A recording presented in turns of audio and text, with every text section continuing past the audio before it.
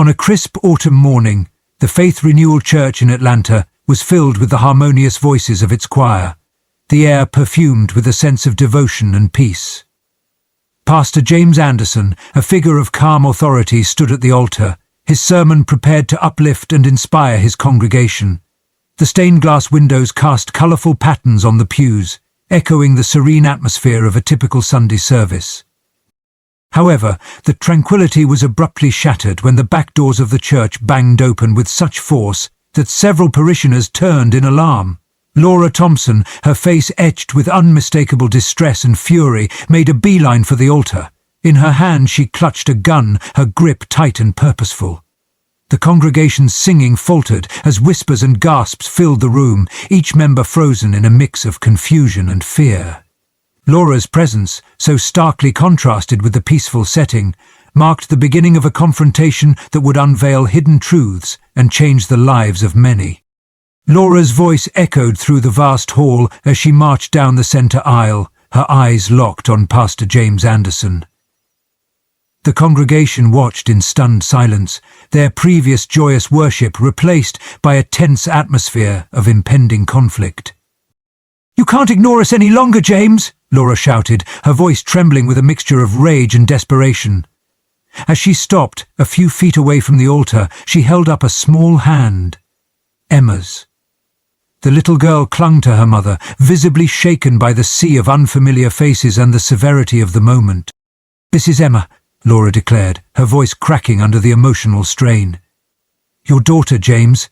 While you preach about truth and integrity, you've hidden us away like we're nothing." Pastor Anderson's face, usually the picture of composure, faltered. His sermon notes, a forgotten memory in his trembling hands, fluttered unnoticed to the ground. The congregation murmured, their expressions ranging from disbelief to sympathy as they processed the gravity of Laura's accusations. James tried to step forward, his instinct to calm the situation evident in his outstretched hands. "Laura, please, this isn't the way to—" But Laura cut him off, her voice rising over his. "No, James. Today, everyone will know the truth about how you've ignored your own flesh and blood." She gestured emphatically with the gun, her actions underscoring the depth of her betrayal and hurt. The shock of her declaration hung heavily in the air, casting a shadow over what had begun as a peaceful Sunday service. Before we continue this gripping tale, please take a moment to subscribe to our channel and turn on the notification bell. Your support means the world to us and allows us to bring you more stories like this one. Subscribe now so you don't miss out on the unfolding drama and the powerful lessons it holds. Thank you for being part of our community. Now, let's dive back into the story. As Laura's accusation reverberated through the church, a heavy silence fell over the congregation. The air, once filled with the melody of hymns, now throbbed with tension and unease. Pastor James Anderson, who had always been regarded as a pillar of moral integrity, stood frozen at the altar. The shock was palpable, as his gaze shifted from Laura to the little girl by her side, then to the stunned faces of his congregation. "Laura, why are you doing this here?" James finally managed, his voice a mix of pleading and disbelief. "Because it's time everyone saw the real you," Laura retorted sharply. "You stand here every Sunday preaching about truth, honesty and redemption. But what about us? What about your daughter?" Her voice broke as she tightened her grip on Emma's hand, drawing her closer. The congregation whispered among themselves, their trust wavering as they pieced together the implications of Laura's words. Murmurs of, "Is it true?" and "Can it really be?" echoed softly between the pews. Laura continued, her anger undiminished. "This church, this community, you've built it on lies, James. While you live in comfort, your own daughter struggles. We struggle, while you preach about charity and love." James' wife, seated in the front row, looked from Laura to James, her expression one of horror and confusion. Her world, like that of everyone else in the room, was crumbling, as the foundations of their faith and community were called into question. The scene was a stark contradiction to the messages of virtue and transparency that James had championed. The revelation of his double life not only jeopardized his spiritual authority, but also threatened the very cohesion of the Faith Renewal Church community. The tension in the room escalated to an unbearable pitch as Laura's accusations hung in the air, each word like a weight pressing down on the congregation's collective conscience. James, still at the altar, made a tentative step towards Laura, his hands raised in a plea for calm. "Please, Laura, think about Emma. This isn't the answer," James implored, his voice barely a whisper over the murmurs of the shocked congregation. But Laura's pain and frustration, built up over years of feeling abandoned and hidden, had reached a boiling point. Tears streamed down her face as she looked at Emma, then back at James. "You left us with no choice," she cried out, her voice cracking with grief and anger. In a moment driven by desperation, Laura raised the gun. The silence was deafening, the only sound being the faint sobs of those in the pews. Then, with a resounding echo that would haunt the memories of all present, she pulled the trigger. The first shot rang out, followed by two more in quick succession. Each bang was a stark punctuation to her years of heartache and solitude. James staggered back, clutching his chest as he fell to the altar. Crimson stains bloomed across his shirt, stark against the white fabric. The congregation erupted in chaos, some ducking for cover, others screaming, while a few rushed to aid James. Laura stood frozen, the gun now hanging limply by her side, her face a mask of shock and sorrow as the reality of her actions settled in. The church, once a sanctuary of peace and fellowship, had transformed into a scene of despair and tragedy, with Pastor James Anderson gravely wounded at the very altar he had preached from for so many years. In the immediate aftermath of the shooting, pandemonium enveloped the sanctuary of Faith Renewal Church. Members of the congregation reacted instinctively, some bolted towards the exits, their faces etched with fear. While others fell to their knees in prayer, their voices raised in a cacophony of pleas for divine intervention. Sirens wailed in the distance, growing louder as emergency services converged on the church. The once solemn and sacred space was now a frenzied scene of confusion and distress. Paramedics rushed through the main entrance, their presence a stark reminder of the gravity of the situation. They quickly navigated through the crowd to where Pastor James lay by the altar, his condition critical. As the medical team administered urgent care trying to stabilize James for transport, police officers moved through the church, securing the scene and guiding the shaken parishioners to safety.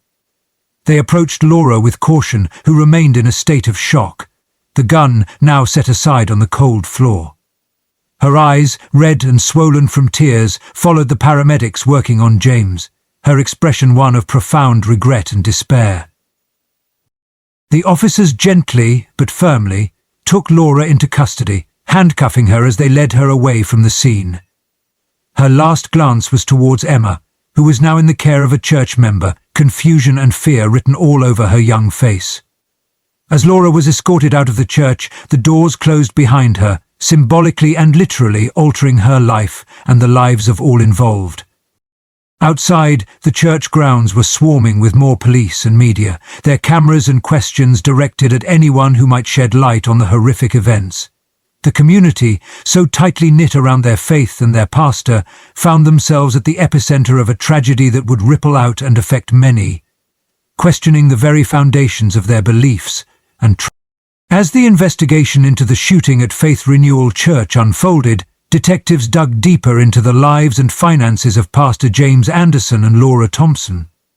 What they discovered only added to the complexity and tragedy of the situation.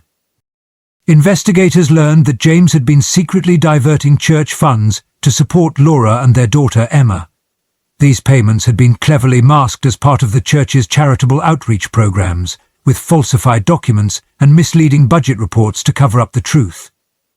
This financial support was substantial, suggesting a long-term arrangement that went back several years. The discovery of these hidden transactions sparked a broader audit of the church's finances. Further scrutiny revealed a pattern of questionable financial management, raising alarms about the governance of the church funds under James's leadership. This financial misconduct, once brought to light, devastated the church community, who had trusted James with not only their spiritual well-being, but also their donations and offerings. The betrayal felt by the congregation was profound. James, who had preached transparency and moral righteousness, had manipulated church resources to maintain a secret life that directly contradicted the values he publicly upheld. The revelations from the investigation painted a picture of a man who was deeply conflicted, juggling his public persona with his private failings. As the full extent of James's duplicity became clear, the community grappled with feelings of betrayal and disillusionment. The trust that had once bound the congregation to their pastor was shattered, leaving many to question the integrity of the teachings they had followed so faithfully. In the wake of the financial scandal and shooting incident, legal proceedings against Pastor James Anderson moved quickly. Charged with embezzlement and misuse of church funds, James faced the legal repercussions of his actions. The community watched closely as the case unfolded, bringing further attention and scrutiny to Faith Renewal Church. During the trial, evidence of James's financial misdeeds was laid bare. Documentation and testimonies revealed how he had systematically redirected church funds to support Laura and Emma, while also concealing his tracks through falsified charitable outreach records. The gravity of his actions, particularly the betrayal of his fiduciary duties to his congregation, was undeniable. With mounting evidence against him and the community's trust irrevocably broken, James chose to plead guilty to the charges. This admission of guilt was a painful yet pivotal moment, acknowledging his wrongdoing not just legally but also morally and spiritually. The court sentenced James to a 10-year prison term, reflecting both the severity of his financial crimes and the betrayal of the moral and ethical standards expected of his position. The judge's decision aimed not only to serve justice, but also to send a clear message about the responsibilities and trust inherent in leadership roles, particularly within religious communities. This outcome marked a significant fall from grace for a man who had once been a respected and influential spiritual leader. The congregation and broader community were left to reconcile the damage done and to find a path forward in the aftermath of such profound deception and disappointment. Laura Thompson's legal journey also reached a conclusion marked by a mixture of justice and heartache. Facing serious charges including aggravated assault for shooting Pastor James Anderson in front of the congregation, her case stirred a complex blend of emotions among the public and the church community. During the trial, Laura's defense team presented a narrative of emotional desperation and neglect, illustrating the years of hidden pain and struggle she endured as the mother of James' unrecognized child. They argued that her actions, while drastic and unlawful, stemmed from years of feeling marginalized and silenced by someone she believed would support her. The prosecution, however, emphasized the danger Laura posed not only to James but to all attendees that fateful day. They pointed out that her decision to bring a gun into a crowded church service and use it with little regard for the potential harm to others was a grave offense that could not be overlooked. Balancing these factors, and perhaps influenced by the public revelation of James's own misconduct, the court offered Laura a plea deal. Accepting this deal, Laura pleaded guilty to the charges against her, resulting in an 8-year prison sentence with the possibility of parole after serving 5 years. This sentence was designed to account for both the severity of her actions and the mitigating circumstances that led to them. This resolution brought little comfort to anyone involved. For Laura, it meant years away from her daughter Emma during critical years of her childhood. For the community and the congregation, it was a somber reminder of the destructive power of secrets and lies.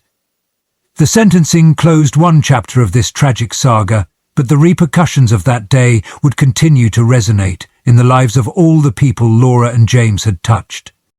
The shooting and subsequent revelations about Pastor James Anderson's double life and financial misconduct left deep scars on the Faith Renewal Church community. As the details of his indiscretions were laid bare, the congregation grappled with feelings of betrayal and disillusionment. Many members found it difficult to reconcile their faith with the stark reality of their pastor's actions, resulting in a significant decline in church attendance. The sanctuary, once a bustling center of spiritual life and community, felt eerily quiet and hollow in the weeks and months that followed. Sarah Anderson, James's wife, found herself at the center of a whirlwind of public scrutiny and personal betrayal. As the wife of a pastor who had fallen from grace so publicly, she faced not only the private pain of her husband's infidelities, but also the public humiliation of his criminal activities. The community she had considered her extended family now looked at her with a mix of sympathy and suspicion, wondering how much she had known about her husband's other life. Despite these immense challenges, Sarah drew on her deep-rooted faith and the support of a few close friends who stood by her during this tumultuous time. She became an advocate for transparency and accountability in religious organizations, working to ensure that no other community would have to endure the kind of deception that had shattered hers. Sarah also focused on rebuilding the church, participating in discussions about its future direction, and helping to implement new governance measures that emphasized ethical leadership and financial transparency. In these efforts, Sarah found a new sense of purpose. Her work helped her to forge a path forward, not just for herself, but for the entire community that was still reeling from the events. Her leadership and resilience became a beacon of hope for many, showing that even in the darkest of times, strength and new beginnings are possible. In the aftermath of the turmoil that had engulfed Faith Renewal Church, the congregation decided it was crucial to symbolize their desire for renewal and transformation. They rebranded the church as the Grace Restoration Community Center, marking a significant shift in their mission and identity. This new name was chosen to reflect their commitment to healing and serving the community with greater transparency and integrity. The Grace Restoration Community Center shifted its focus towards extensive community service initiatives and implemented rigorous accountability measures.